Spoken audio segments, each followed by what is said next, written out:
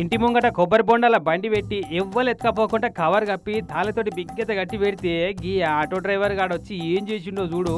ఆహా, దబ్బా దబ్బా అందిన కాడికి ఆటోలు వేసుకుంటూనే ఉండు దొంగ బద్మాషోడు. పట్నం బంజారా హిల్స్ రోడ్ నెంబర్ 14లో జరిగిన కొబ్బరి బొండాలు దొంగతనం ఇది. ఇక ఇది చూడు ఇంకో తానా. ఈడ కూడా మంచిగానే మడత పెట్టిండు కదా కాక. రప్ప రప్ప గుంజుతూనే ఉండు, ఆటోలో నింపుతూనే ఉండు.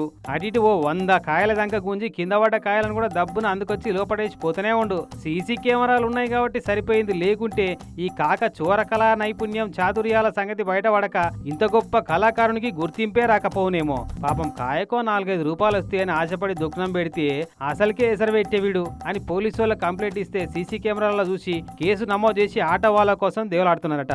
ఏం మనుషులు రా అయ్యా, దొంగతనం చేయాలంటే మినిమం కామన్ సెన్స్ ఉండాలన్న సోయి కూడా లేకపాయే. కాయలు కొట్టేస్తే ఓ 1000 రూపాయలు లాభపడొచ్చు, కానీ పోలీసు వాళ్ళకు పట్టుబడి కేసు అయితే ఎంత ఖర్చు ఉంటుందో తెలియనట్టుంది కాకకు.